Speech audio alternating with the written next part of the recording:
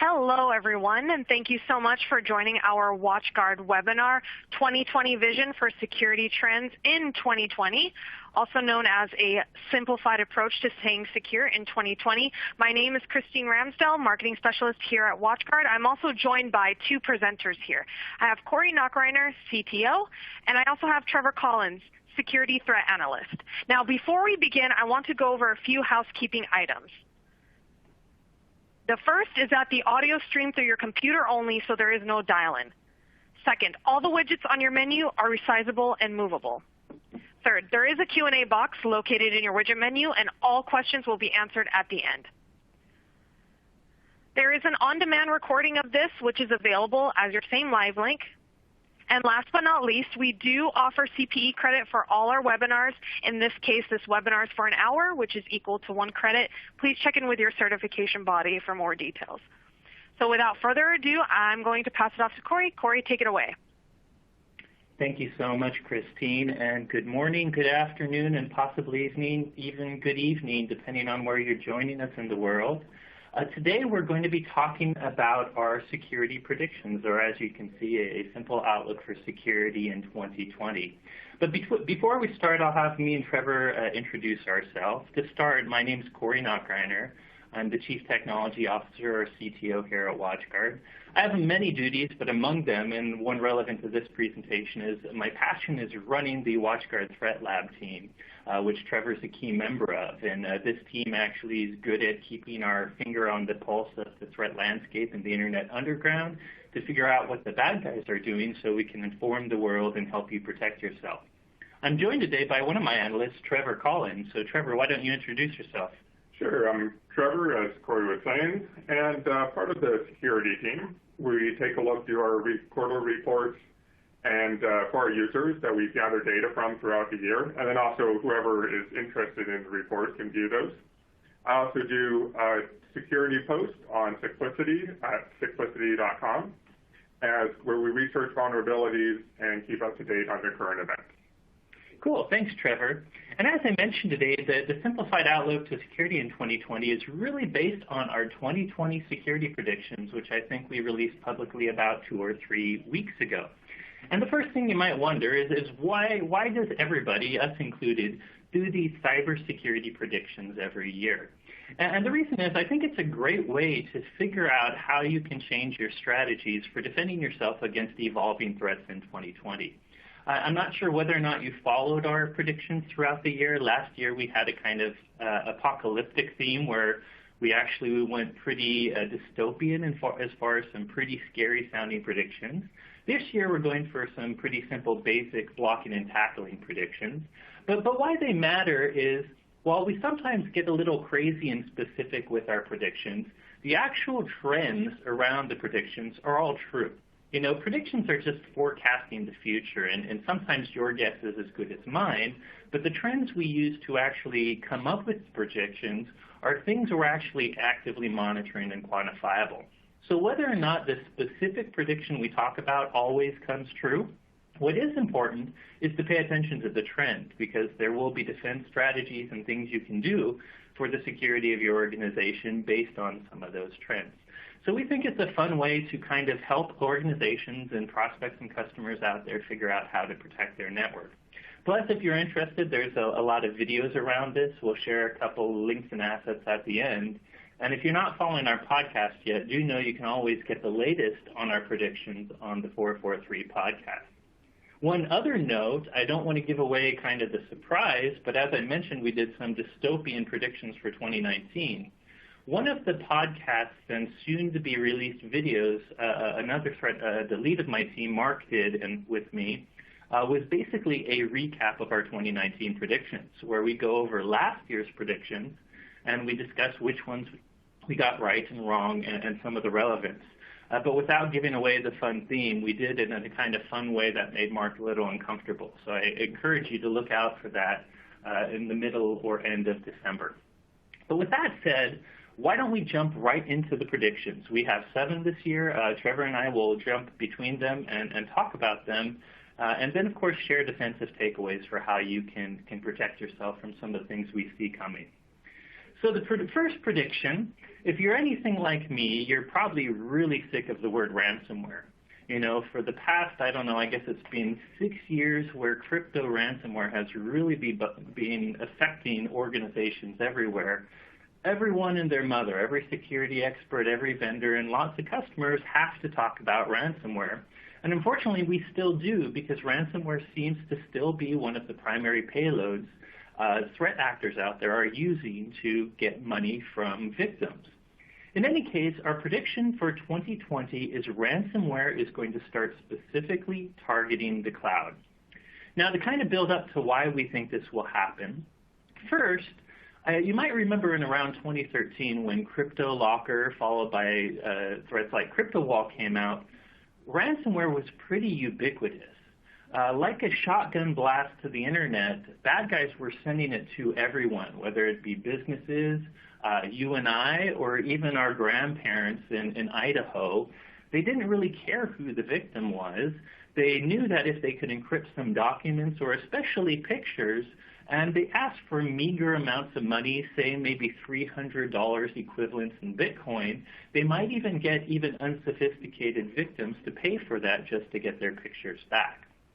Now, that has kind of changed. That really started in 2013 and really was ubiquitous all the way through 2016. But around 2016, 2017, this ransomware spammed or shotgun to everyone started to slow down a little. And then the threat actors started targeting very specific types of organizations. They started with, I'll go ahead and flip the slide, with things like healthcare organizations. I remember back, I think it was around 2015, where the Hollywood Presbyterian Hospital got hit with ransomware. It affected not just one, but all of their computers. And they were asked for up to $17,000 to actually unencrypt the computers. And this affected the hospital for a week. And one of the reasons these bad guys targeted specifically healthcare was because if you can encrypt patient records, you pretty much put a health clinic or a hospital onto its knees. Because, you know, I can't take you, if you're about to go into surgery, but I don't happen to know what you're allergic to, I may not be able to anesthetize you or give you drugs. So it was a pretty big deal for healthcare. And of course, the healthcare target continued. You all remember WannaCry. There's another ransomware variant that we talk about so much you probably never want to hear WannaCry again. In any case, WannaCry really hit the National Health Services, or NHS, in the UK, and then started spreading around the world too. So really, they started targeting healthcare organizations because of the critical uptime needs of that particular type of organization with patient records. Now, we predicted last year that you'd see ransomware move on to industrial control systems. So these are organizations that could be doing water or energy and utilities, but they could also be doing manufacturing plants or you know, the robotic supply lines of anyone that builds something. This prediction, we think, came true because last year, Norsk Hydro, a big global, really the biggest aluminum smelter around the world, got hit with a ton of ransomware. They had to take down all their automated smelting processes and reroute to manual processes because of it. You can see in the article on the screen that at one point they estimated just in a week 40 million in losses, but since then some of the estimates have gone quite higher than that.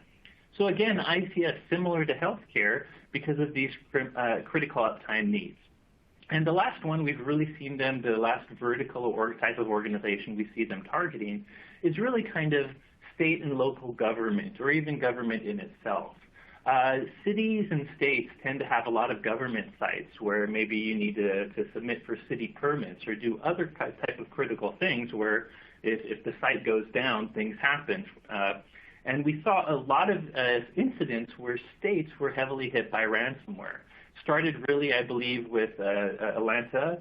Atlanta had a big ransomware attack that affected the city, followed by Baltimore. And the one you see on the screen is even more recent, is about 23 different local government agencies in Texas were all hit in ransomware. One of the different things in these particular cases is often ransomware is the ubiquitous ransomware that was sent to everyone was just spammed at everyone, and it was kind of best effort. The bad guy hoped it infected someone and they paid the ransom, but they didn't really try to manually do much to help these campaigns.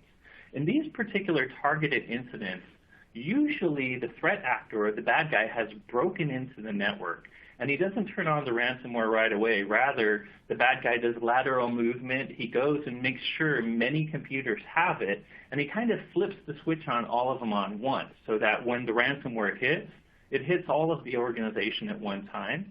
And again, the other kind of attributes of this is the ransom demands are much higher. They're in the tens of thousands and sometimes even millions. So this is really what we've been seeing happening from 2018 through 2019. So the next step of this is the fact that we think ransomware will now target the cloud. So why? Well, really, first of all, ransomware so far has mostly left the cloud alone, at least as an aggregated target. There has been some ransomware that kind of has hooks into the cloud, like the old personal ransomware where maybe my grandparent got it. Some of those ransomware threats might check to see if you have a Dropbox link or account, and then they might go up and try to encrypt your Dropbox files too, just as a way to make sure that you don't have any sort of backups. But so far we haven't really seen a ransomware go after public open cloud file stores or cloud virtual infrastructure or big aggregated cloud services. So really the prediction is, if you think about it, the cloud does two things for an attacker. One, it has become a critical uptime resource for a lot of businesses. A lot of us use the cloud heavily in a lot of our network and web applications. So, you might have heard all the news about open S3 buckets out there, where folks, if you have an open S3 bucket, bad guys can gain access to the files. So someone might be able to encrypt all of those files. And if that S3 bucket happens to be a resource you're using to supply files to some sort of online service, that could be critical uptime, give you a critical uptime issue. Another problem with this, by the way, is the fact that, the cloud, besides just one customer using it, it's a great aggregation point where a ransomware attacker might be able to get tons of victims at once. By the way, another type of ransomware attack I didn't mention in the previous slide, but a trend we see happening is ransomware attackers going after managed service providers. These are service providers that might manage the IT of your network. So if you're a normal customer, rather than doing your own IT, you might hire a managed service provider to take care of it for you. And of course, the managed service provider does this for many, many customers. So another kind of resource or organization we've seen these bad guys go after are these managed service providers, in part because, again, it's still critical uptime that the managed service provider really provides some of the IT resource for the customer. But more importantly, that's kind of an aggregation situation where the bad guy knows that the managed service provider is not just one organization. That managed service provider controls tens, if not hundreds of organizations' IT. So really, we think the cloud, by being a critical resource that people need, and by the fact that it could aggregate lots of victims in one spot, it makes a very attractive target for these bad guys. And with some of the configuration errors we're seeing when people use the cloud, it could also be a low-hanging target for ransomware authors to go after. Before we move on to any tactics, do you have any thoughts on this prediction at all, Trevor? Ransomware in the cloud, I definitely see that happening. Like you were saying, the Dropbox issue in the past, and I think that if they can get a hold of your database, you have a database in the cloud, something like that, then they could certainly do a lot of damage, and they could ask for a lot. Yeah. And that's another thing we've definitely seen. There has been some ransomware that has gone after web resources so that they actually encrypt critical files for your website. So nowadays, all the websites are on the cloud anyways, so it's a good place to go. So with that said, what should you do about this? Well, the first thing to do is basic blocking and tackling. One of the things we talk about with ransomware is nowadays malware is becoming more and more evasive. Trevor and the team just published our quarterly Internet Security Report. I think just last night. And in Q3, 50% of malware was what we call zero-day malware. And when we say that, it's malware that literally got past signature-based detection. We have 3 different types of malware, or actually 4 if you consider threat detection and response, but 3 network-based malware detection technologies. One is gateway antivirus. It pretty much acts like signature-based AV. Now, I'm minimizing it a little. It does do some basic heuristics and does do some microcode emulation to find malware families, but it's mostly signature-based, and thus it's reactive. 50% of malware we found is getting past that first layer of anti-malware protection. So that's why we also have other technologies like APT blocker and intelligent AV. One of those is a behavioral analysis sandbox, and the other one uses machine learning to more proactively catch new malware. And with 50% evading signatures, you really need these more advanced malware services to catch new and ever-changing malware. And again, ransomware is one of the types of malware that really those threat actors are pretty aggressive at trying to get past basic AV. So we highly recommend using more advanced malware protection, focusing on stuff that uses behavioral analysis and machine learning. By the way, we're talking about the cloud here, so the other note is you have to get that type of malware protection in your cloud resource, whether it's I guess for software as a service resources like Dropbox, you have less control over that. But for things like public cloud, AWS or say Azure, you can spin up products like ours into your cloud and use things like advanced threat protection to monitor for ransomware that's entering into your cloud environment.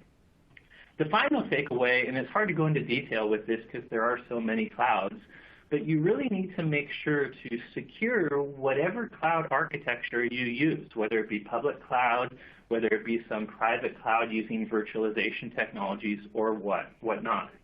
The main takeaway here is the cloud doesn't have to be any less secure than stuff you own. Really the cloud is just a network somewhere else.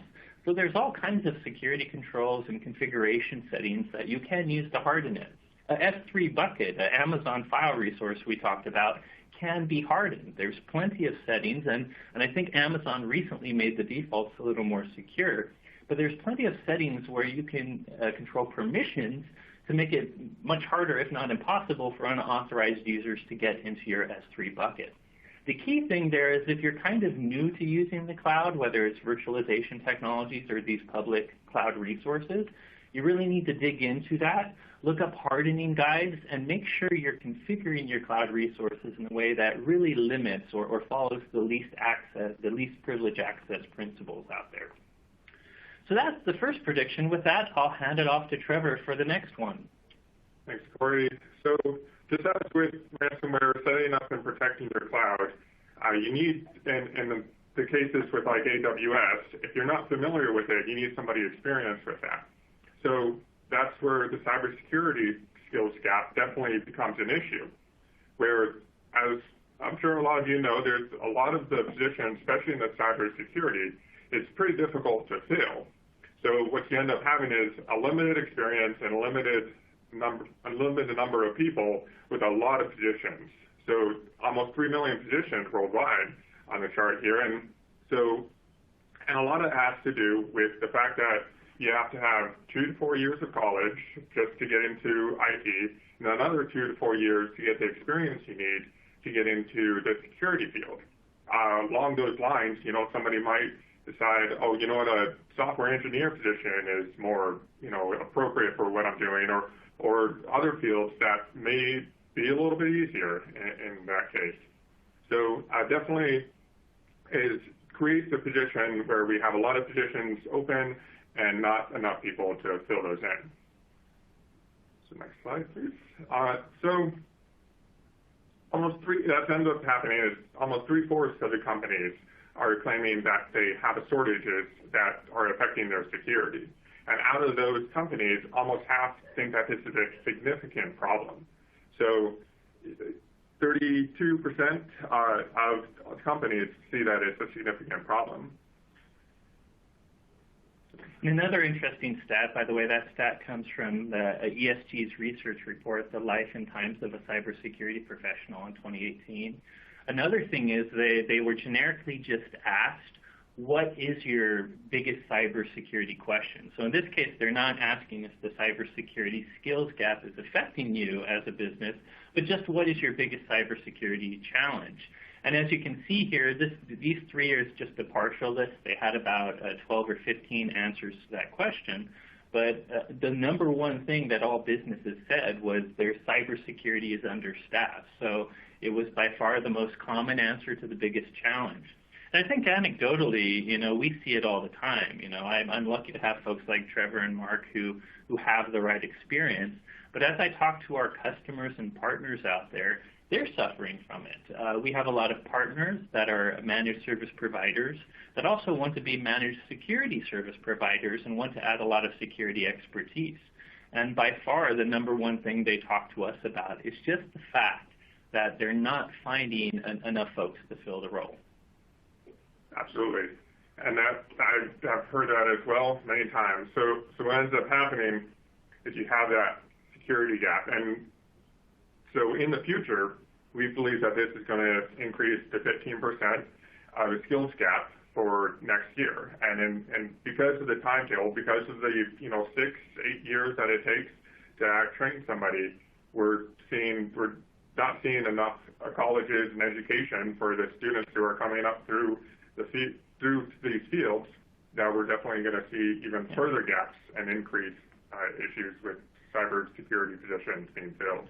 And before we jump away and what you can do about this if this affects you, I will say, why is this happening? Trevor mentioned some, it is a highly technical job, so you definitely need a college degree and some specific experience. But I think the part of the problem is actually the lack of specific cybersecurity education even in universities. Now, I've been out of university much longer than folks like Trevor, but when I was in university, there was no cybersecurity program. You basically had a choice of computer science, which was essentially programming, or kind of management information systems type of class, which is more kind of IT, networking, and handling the technical side of computers and networks. But we didn't even have a single cybersecurity class in my college.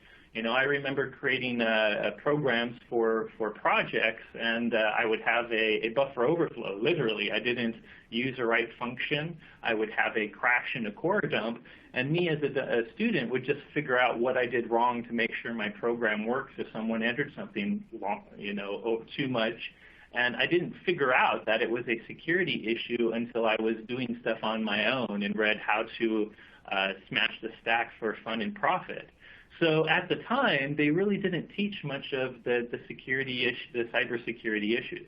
Now most universities or colleges do have a couple of classes, but very few actually have dedicated programs of cybersecurity.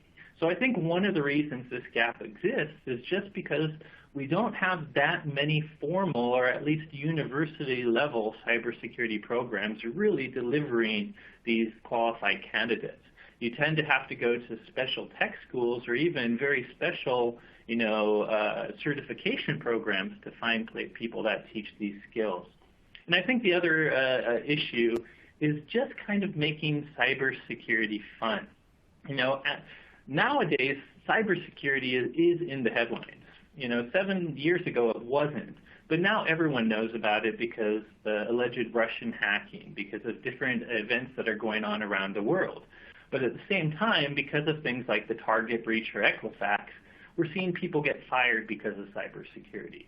So from the outside, if you're a new student, it might look like an overly technical, pedantic job that has a lot of responsibility, but a lot of accountability too. So it might not seem like a sexy position. But I think most of my team would argue that it really is a fun thing to do. One, if you like puzzles, it's a cool thing to get into.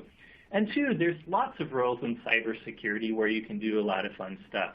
So I just think as an industry, we kind of have to help market how cool cybersecurity is as well. So with that, Trevor, why don't we talk about what you might do to combat this skills gap? Absolutely. Yeah, I recall also having one class in college, so maybe they've improved it a little bit, but one class in college to get to a little bit on cybersecurity, and that was it. So yeah, in the past, there's been a lot of push against going to the cybersecurity positions, just simply because you're a CISO at an IT company, you get a security breach, that's immediate fire. Nowadays it's not that bad, so we're definitely improving, but it's a high stress, and for some maybe not as much of a reward. So what we can do here is help to petition and get more security classes into the university, into the colleges and trade schools.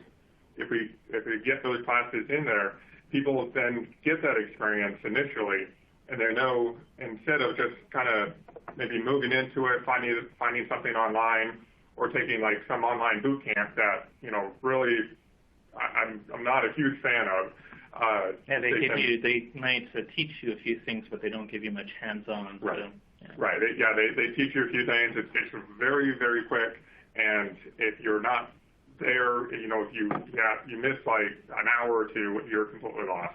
So it's a little bit difficult to go through, but again, that's currently what's only out there.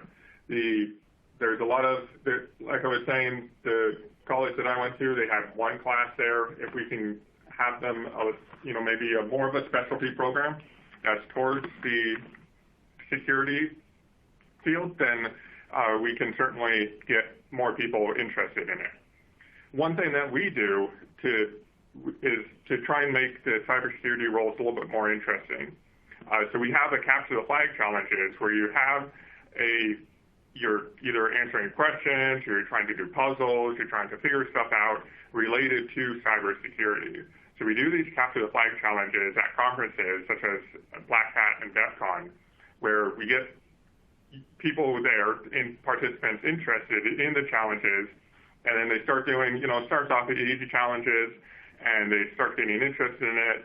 They get, a little badge, which is kind of a cool little circuit board with lights and everything, and you start getting people interested in these fields by doing the challenges. And honestly, these challenges that we present in the capture the flag challenges are the same things that I do every day.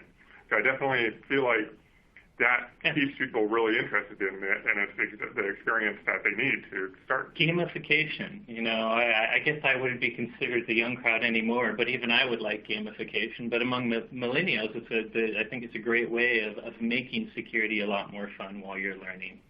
And as Trevor mentioned, the one thing you can do as a business too is do find your local college or university. Try to make a partnership with them. Try to do some sort of projects with them.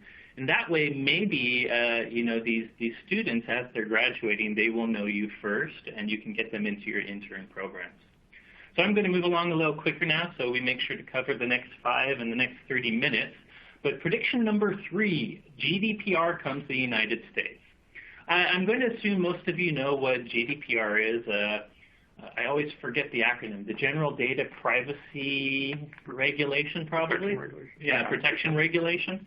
In either case, it's the European Act that protects consumer privacy by basically giving a lot of controls around what businesses can do with PII, personally identifiable information, to make sure it's under the control of the consumer that owns it. In any case, it's been around for a couple of years. We're starting to see some fines against it. Even if you're listening here in the United States, of course, GDPR could still affect you if you have European customers. But our prediction is essentially GDPR is going to come to the United States, or a equivalent type act. But to be more specific, we do not think there will be any sort of federal GDPR to start. We think states are going to start having GDPR-like laws first, and eventually it might go federal. And so the prediction more specifically is around 10 United States states will probably pass, one already has, GDPR laws this year. So why do we say that? Well, first, one state has passed a law. It goes into effect the beginning of 2020, and I think the fines start to go into effect right in the middle of 2020. And this is California. California passed the California Consumer Privacy Act, or CCPA. very similar to GDPR. If not, it's even a little more rigorous. Some of the differences is the way they kind of define what qualifies as personally identifiable information. GDPR already set the bar a little higher by saying things like MAC addresses or IP addresses can qualify as PII if they're somehow associated with the particular user. I think the CCPA goes even further in saying MAC addresses and IP addresses are PII whether or not you have any hard connection to a single user. So long story short, I mean, you should check out the details of this act, but California hasn't done it. And we expect around 10 other states to follow suit. And the reason we're doing this prediction is we're kind of modeling it after the way we saw mandatory data breach disclosure acts kind of fall out in the United States. You might know the mandatory data breach disclosure acts are basically acts that almost every single state in the U.S. has that basically says if you lose your customer's information to a hack, you're required by law to publicly report it to those customers so that they can figure out what to do to protect themselves. And it was really these mandatory data breach disclosure acts that are why we know about so many data breaches before now. They're what make us realize when data breaches are public, because of course the press gets the same letters or learns about the letters that customers are getting. So when these acts started, I believe it actually might have even started in California. It really started on the state level. A few states adopted them, and then it slowly spread across the U.S. And as far as I know, we still don't have a federal level mandatory data breach disclosure act, which is why I think these kind of privacy acts are going to be the same. We do think the U.S. will get a GDPR-like act or one similar to California's, because privacy is a huge concern with society right now. I think if you're in the United States, you've seen Facebook and Zuckerberg go up in Congress. We're starting to get more and more concerned about kind of consumer privacy as a society because many incidents out there. So I think the United States is hungry for a GDPR-like act. Now, the reason we don't expect a federal bill, though, is because obviously, at least in the United States, we have some polarization and conflict going on in our Congress right now that kind of makes it harder to do any sort of normal things in Congress. So that's why we really expect states to lead this. You know, I don't know which states will follow California first, but Oregon is a very obvious example. Ron Wyden is a senator, and there are other senators that have proposed these federal acts similar to this, but they haven't really gone anywhere yet. But he's from Oregon, so I'm sure he'll do a state one. Washington's probably very similar. So I think you'll start to see these sorts of acts sprinkle around the U.S. So what does this mean to you? Well, one, just as a citizen and a person, if you care about consumer privacy or your privacy, feel free to talk to your state, get involved with seeing whether you want one of these bills out there. Now, more importantly, if you're a business, you do also have to think about the implications of these bills to your business, because they add a lot more data handling concerns and restrictions that sometimes add some hurdles for businesses to make sure they can do things like remove a customer's data on demand or give the customer all of the data you have about them on demand. So you have to know how these bills work. So you might have already gone through this when GDPR came out if you have European customers or if you're in Europe. But get to know, if you're in the United States, it might be worth your time to look at California's CCPA, even if you're not in California. The first reason is just like GDPR, if you are a national business that has Californian customers, you will have to be concerned with it. But two, we suspect many of these GDPR-like bills, as they pass through states, might use the first one, the CCPA, as a model. So it's good to understand the ramifications of that particular act so that you're prepared when your state does one in the future. And of course, if you care about this, contact your congressman. So with that, Trevor, why don't you lead up prediction 4? Sure. So multi-factor authentication. We believe that next year it's going to become much more standardized for the mid-sized companies and even small companies. And because with the data breaches that you're saying from GDPR, you're finally actually be able to see these. There's more customers and more even employees who require that your credentials and your data is safe on company property. So what I can test from my own research and what I found online, it's quite easy to find billions of credentials online. You can spend about 3-4 hours. You find, about 11, 12 databases online, and it's quite a simple process to get those. I'll toot Trevor's horn for him, but if you do read our quarterly Internet Security Report, which you can find at the site he mentioned, secplicity.org, I forget how many ones passed, but at least a year ago, Trevor did some research. We grab all of these public data breaches of passwords and credentials. And by the way, we'll soon have a tool that can tell you how infected you are, similar to Have I Been Pwned. But we've done some analytics just to see how bad password practice is, who does worse than others. And so check out Trevor's sections of that report if you're interested. One of the things he did that I liked was some of these credential breaches have government addresses, both the U.S. government and military and global government and military addresses. And as we tried to analyze the password practices of government and military versus the normal Joe, we surprisingly found very little difference. On one hand, they at least didn't use the common passwords, but they still only had, on average, 8 characters, which is trivial to brute force. Yeah, the password strength based on, what we were able to, because they gave us SHA-1 hash from a LinkedIn database breach. And we were able to identify 54%, or I don't recall the exact numbers, but there's only very percentage difference between military emails and a regular email address from Gmail or Yahoo. So anyways, it's definitely a big problem. And if you want to take a look at that quarterly report, we take a look at the differences between the military passwords and passwords from just a regular user, and there really isn't that much of a difference, unfortunately. So, but back to the multi-factor authentication. We believe that it's going to become more for mid-sized and small companies, and it's going to be more available for mid-sized and small companies. There's a survey that I'm just going to highlight a few of these here, where employers believe that employees are clicking on phishing emails. That 40% of employees are clicking on phishing emails.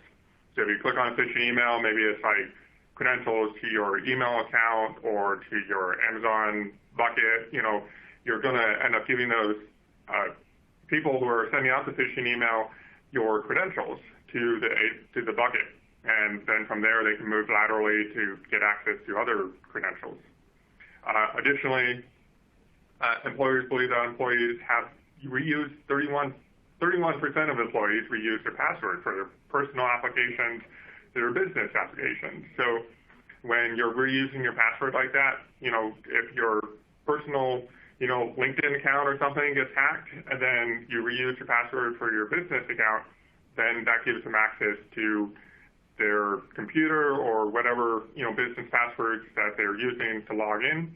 And again, can move laterally to access your servers on site and cause ransomware or any number of other issues. To give you just an example of how relevant this is, I've mentioned MSPs or managed service providers a few times just because we love them and work so closely with them. But in the ransomware attacks I mentioned that targeted MSPs, they've happened a couple of times now.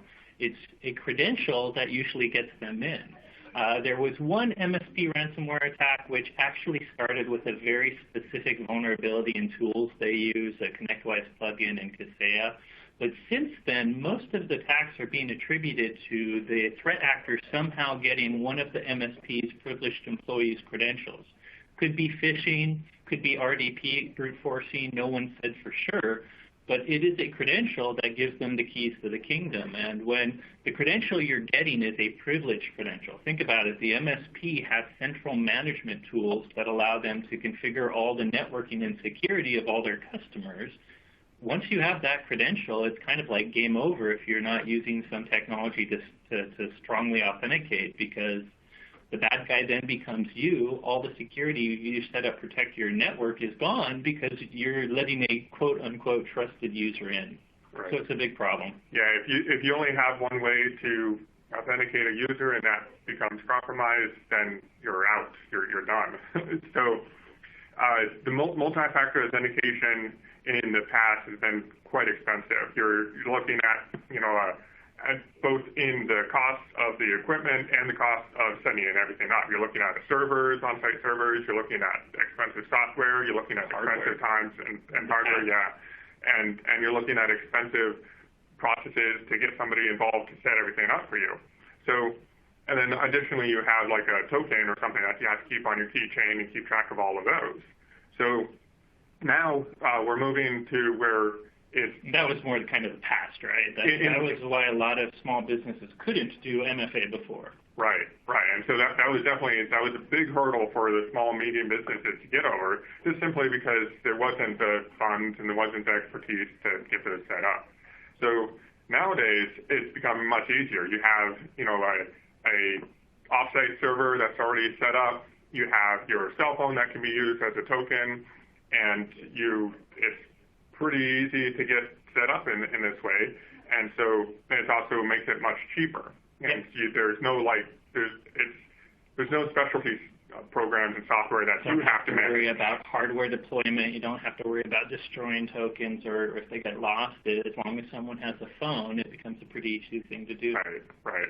And so it becomes much easier and much cheaper. So like I was saying, the cost and complexity has come down. And so we believe that because of this, for next year, we're going to see much more in the way of multi-factor authentication for the small and medium businesses. Do you have anything to add on this? No, and I think you covered it. And I think what we're really going to see is even small businesses will start to make multi-factor authentication the de facto standard. Now, like if we're talking about takeaways and defenses, Trevor, I do think nowadays small businesses, it's easy to afford now. But I think a lot of small businesses, if you survey them, they might say they have multi-factor authentication. But what they're really talking about is maybe the IT guys have set up multi-factor authentication for themselves because they're at least, they're smart enough to realize that for privileged access for things like admin access to networking resources and stuff, they should have that. But what some companies are dragging their feet on is what I call enterprise-wide multi-factor, which means every single employee, the first second they log on to their laptop, they do it right away. And that is what we really think is going to grow in 2020, and it's in part because it's gotten easier. So a lot of people, another objection to multi-factor was the usability. If you had the old tokens, not only did you have to carry a hardware key, but it usually had a challenge response code. So you'd have to type your password, then you'd have to type this challenge response code, sometimes called a one-time password. And even though it's one extra thing to type, it's a pain in the butt for users every day, especially if they have to do it multiple times a day. But some of the new multi-factor solutions, including ours, Offpoint, because of the mobile phone, we do something called push authentication, where you no longer have to type anything. We, using secure, communications, can just push a notification to your phone, and you just have to press a button to approve it. So we think it's going to increase just because it's so much easier to do that multi-factor authentication. The other thing I think really helps is usability is a problem for normal employees, but now multi-factor authentication, including ours, are being paired with kind of these access portals or single sign-on pages where that first time you do it to log on to your laptop, but then you go to your access portal where you've multi-factored in, and then every single resource, whether it's an internal web app, whether it's a cloud resource or a SaaS app, is in that portal. So rather than having to go to Dropbox and separately type your password in multi-factor, you just click a button and you get right in. So with single sign-on, we think multi-factor is even easier. The only other thing I'd add, Trevor, is that biometrics, this password and credential problem is a big industry-recognized problem. And one way the industry is trying to solve it is to use biometrics more. I have nothing against using biometrics, as I'll talk about in a second, but I think one mistake the industry is doing is considering biometrics as a new single-factor method of authentication. Operating systems like Windows Hello, for instance, are starting to use your face or fingerprint to log in. Mobile phones do it. The biometric is great, but do know, we don't have time to go into detail, but Trevor and our team knows biometrics can be hacked. We have a demo of getting past some of the Android trusted face. We've seen many fingerprint readers, and even Face ID from Apple was hacked a few weeks after it came out. So the point I'm trying to make with biometrics is they're a good factor. You should definitely add a biometric as part of your multi-factor solution. But if you're going to think of it as a single factor, it's going to have exactly the same issues passwords do. So definitely use multi-factor authentication. And for the biometrics, it's still going to be a number of years before it can be a de facto standard where you don't have like a password backup. Yep. There's always going to be a password backup as far as I can see. Now, that's my problem. Like, you can turn on Windows Hello, but you all know that the secondary way you do is you put in a PIN to do that. So that means the SAM database, the place Windows stores that password, is still there. And that means all the password brute forcing stuff could still work and still has an alternate way to get in, which is what's the point of the biometric thing? Good point, Trevor. So speeding along really quick for the last few, during 2020, another prediction, I think we're on 5 now, is 25% of breaches will happen outside the perimeter. And this is just, I'll be very quick with this one. As you know, this has been happening for over a decade now, but it's even more so now. Everybody is working everywhere. We no longer just come to the office and just get on our office network to do work. A lot of us spend a lot of time working from home. A lot of us are traveling. We use mobile phones everywhere. I spend 25% of my time in airports. I definitely VPN when I'm connecting to their Wi-Fi, but I'm in airports doing my work. So while perimeters still exist, they're kind of really crunchy and soft. There you have the cloud now, you have SaaS applications. We're all over the place. And this is exposing risks to our organizations. So not many people have a lot of data on this, but we do think more of the breaches are going to happen because of somebody getting infected while they're outside the perimeter and then becoming kind of the root cause that brings that attack within the perimeter. And as you can see here, by the way, about how mobile we are now, we have a great research study you can see on our resource page where 90% of mid-market enterprises are working half their week outside the office. So simply put, a lot of these remote employees don't have the same protection that your network has. Even if IT has put some kind of endpoint protections on the actual endpoint device, they definitely don't have the advanced network security because they're often in the Starbucks Wi-Fi network or something like that. So they're just more susceptible to attacks. Mobile phones, I think a lot of us do half our email on mobile phones.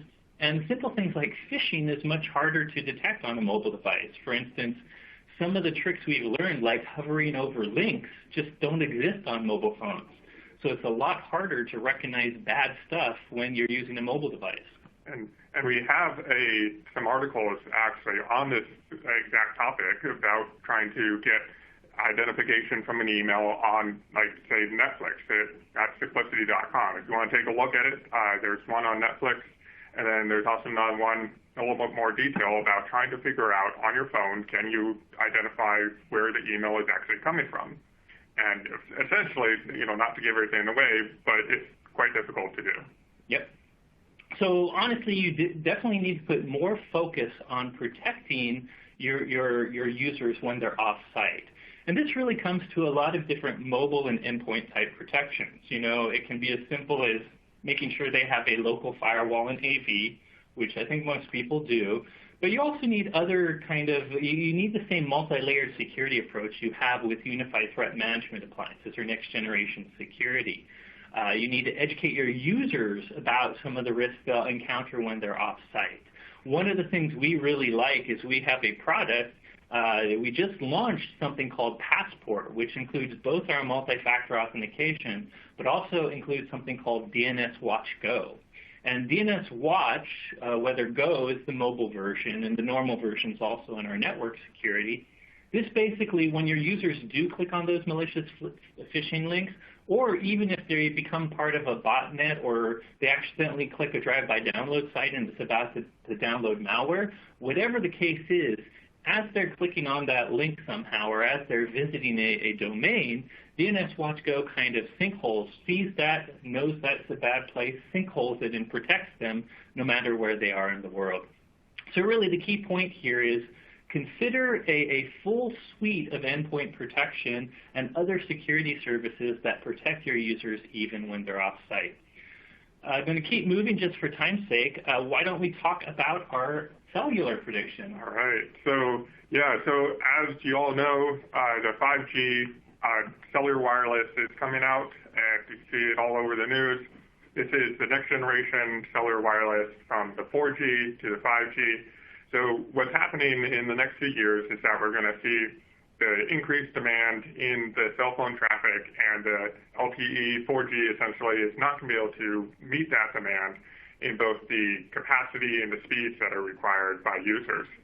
So after we're out of capacity, we got to move on to something else. So what's happening is that the 5G is set up. When I took a look at this to research it, 5G is set up so that you have the wireless is mostly dedicated for outside, for 5G cellular, and then the Wi-Fi access points are dedicated for inside. That way you have coverage in both areas.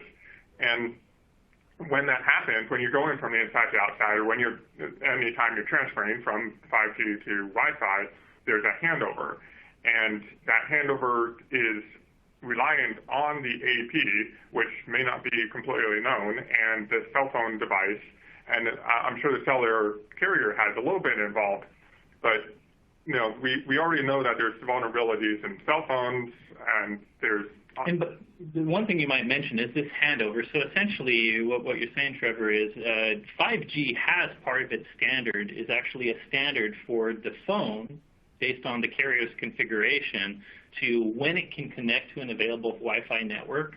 It will actually not use cellular. It will hand over even phone calls to a Wi-Fi network just to kind of save load and demand on the actual cellular network. Right. So yeah, it's all invisible to the cell phone owner, as far as I understand, right? Right. Yeah, it's not just the data, not like maybe what you're used to, where you're transferring, you're just sending. It's different than you actually connecting to a Wi-Fi because you want to be on that Wi-Fi. Correct. And so what ends up happening is that transfer could potentially be vulnerable to a variety of attacks. And because we're transferring, there's so much data that gets transferred onto the Wi-Fi, including your calls, your texts, all of that is really high-value targets, high-value data that increases the target, increases the target value. Yeah. And we've seen these generically we sometimes call these downgrade attacks, although I guess I wouldn't consider this handover really a downgrade. But throughout 3G and 4G, they've also had mechanisms where they either hand over to a different type of cellular technology or in some cases even hand over the Wi-Fi. This is where researchers have focused in the past to find vulnerabilities and to maybe force something to happen so that maybe 5G cellular is very secure because the carrier has a lot of protocols to secure that, but maybe during the downgrade there's a way an attacker can get some man-in-the-middle potential to the Wi-Fi traffic. So there might be opportunity for them to forcefully try to quote-unquote downgrade to Wi-Fi. And just know that we have seen, researchers are already studying 5G flaws. I think they've found more than 11 already, so it really is a issue for sure. And we don't know for sure, but we kind of expect that this handover process in 5G is probably the place that researchers might focus on for a new vulnerability, which is why we are predicting there might be one. Right, and just like there's rogue access points, there could be rogue transfers, using a rogue access point to transfer the data over, force the user onto their own network instead of the expected Wi-Fi network that they think that they're connecting to. And because we don't really control this, how would you recommend folks kind of defend or know about this situation? Sure. So one thing you can do is just keep an eye on the news. If you see anything about vulnerabilities, and especially in that transfer, then you want to make sure that you keep an eye on those. You can update your firmware, call your carrier, see how you can mitigate some of these issues. And another thing that you can do is check with your carrier or check with your cell phone to see if there's a way that you can maybe configure the handoff. Now, I know in like 4G, there are some devices where you can configure, they have some of this already set up to like a hotspot 2.0, but you can configure that on some devices, but then on other devices you can't. Yeah. So it really depends on the carrier and the cell phone that you have. And my understanding from some of the folks here that have been looking at this is while we recommend seeing if you can do it, a lot of the carriers are going to be controlling this. So the big tip I think you gave was update your firmware aggressively as people fix cellular security flaws. Absolutely, and keep updated on the cell phone. Cool, thank you. The last prediction, which I have 5 minutes to get through, is essentially in the 2020 elections, and as you can tell, this is a U.S.-centric prediction, bad guys or threat actors, probably a nation state, are going to target voter registration systems during the elections this year. Now, first, I'll start really quickly. We don't think bad guys are actually going to hack voting machines and technically change people's votes. Now, don't mistake me, that is possible. You know, we've gone to DEF CON many times, and one of the things they do is have a voter, voting machine hackathon there. So these voting machines are vulnerable. But there's two reasons I don't think they're going to directly target the vote in that way. One is every state does something different. To kind of hack everyone's vote, they would have to hack a bazillion different types of processes and machines. They wouldn't necessarily have to do that. They could just go to key states maybe and do those. But we really think it's much more difficult to get to these physical machines, and they just don't need to for some of to get the results they're looking for. The other reason I don't think they'll change the vote, and this is more political, depending on who you think is doing this, allegedly Russia was doing social network voter election manipulation, where they're basically trying to stir up controversy and opinions on social networks. If you believe it's a state like Russia, perhaps Russia wants to mess with the election, but they don't want something that results in a kinetic response. They don't want to go to war because of this. I think if you literally change the votes on voting machines, and we learned who did that, that would be the cause of a very big response, which maybe these attackers are avoiding. However, if you think about where you can really put a lot of kinks in the works for voting, it's with the registration system. As you know, already the parties are polarized about how much election fraud's going on and how you should check a voter when they come to vote. So right now, voter registration and voter ID is already at it's kind of a pretty big issue. And last year, one of the things we saw is a couple states, I think Illinois was one of the places that were affected by this, external attackers, the nation state, did hack registration databases. Now, not last year, 2016, but during 2016, they stole the voter registration databases, but they didn't really, they had more control to do other things, but they just stole the data, and we suspect they used that data to help with their social media manipulation and their targeting. However, they had full control of those databases, and as you can see, U.S. intelligence communities have seen foreign hackers probing the registration systems in almost all of our states. Now, if they have full control of these databases, rather than just stealing the data, think of what they could do if a day before the election, they deleted a lot of voter registration information. A lot of people that were registered to vote could come up on election day and not be able to vote. That's definitely something that could affect the election, something that's well within their technical means, and it's really why we predicted that these bad guys are going to target the registration systems more so than the voting machines themselves. So in the last couple minutes, what can you do about this? Well, again, we don't, as citizens, we don't really have control of election security. That's up to our officials. But definitely follow, kind of security news, election news, because as these issues happened, even in 2016, you would learn about them. We learned about, for instance, the two states that had their databases stolen. Pay attention to that to make sure it doesn't affect your state. Another thing I would recommend is you've probably registered to vote if you're a U.S. citizen. Make sure to check up on your registration both a week and the day before you vote, just to make sure that you're still showing up, your status is good there. And that way you can have some time to react if something's gone wrong. And finally, different states have different requirements for what to bring to the election booth. You may live in a state where you don't really have to bring much. I would still recommend that when you register, try to get a hard copy of your proof of registration. Bring your ID with you. Bring stuff that might prove that you did register, just in case this kind of stuff could, God forbid, actually happens.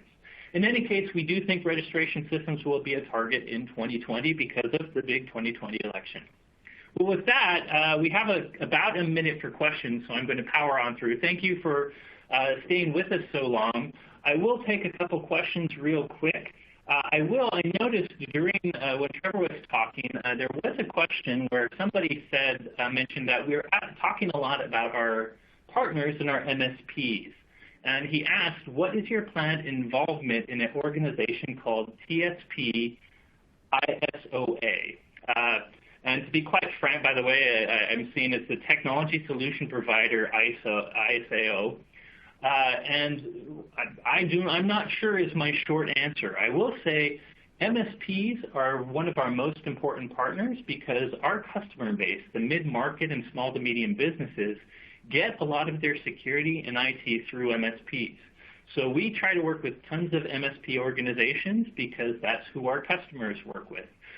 So we do things like TAG and ConnectWise. We follow a number of organizations MSPs follow. This one is new to me personally. I don't know much about it. Our sales folks and business dev folks may be working with them, but I do not know what our plans are here. We might already have them. But I do know I'm very thankful you shared this organization with me because I'll go find out. Another question I saw, for full-time IT admins, what cybersecurity training resources are available? I do have an answer, but really quick, do you have any thoughts, Trevor? It's for cybersecurity resources. No. A lot of this stuff nowadays is online stuff. There's certainly resources. I know the certifications a lot of times are mixed as far as if they're useful or not. If you're just starting off, you really don't know what you're getting into. The CEH and the Network Security Plus are both certifications to kind of study for that helps you get in the door, get some knowledge about what you want to do. But again, even just looking at CTF challenges, like I was saying, if you have a CTF challenge that you are interested in, get into it, see if you like those, and because that's frankly a lot what I do every day. Yeah, and I will say, while we sometimes poo-poo some of the public resources as far as giving you the hands-on you might need, you can get the hands-on your own though. I will say things like YouTube, there are plenty of great videos, and they do teach you a lot. It's still worth playing with the tools or doing some hands-on to get more, but YouTube, SANS is a fantastic organization for security training. One thing about YouTube, they recently changed their policy so you no longer can show how to hack a website or how to hack anything. So some of those YouTube channels and videos have been taken down, unfortunately. There are other places where you can get them, So I have to jump to another call, but I will take one last question real quick. We had one question asking about any updates on PCI. It's a very, very relevant regulation. I have not seen a new draft. I mean, they've updated that standard many times, and I think a few years ago, they're up to PCI 3.0 now. I think we had a prediction related to the regulation continuing to evolve. I haven't seen any news about a big evolution. Granted, I haven't been super tuned in, but I can guarantee you PCI will continue to evolve. Every time there's a new breach of an organization that was PCI compliant, you can expect the regulation to continue changing. In any case, thank you so much for joining us today. We hope you enjoyed it, and remember you can get the recorded version of this online. Thank you. Thank you, everyone. I have to leave.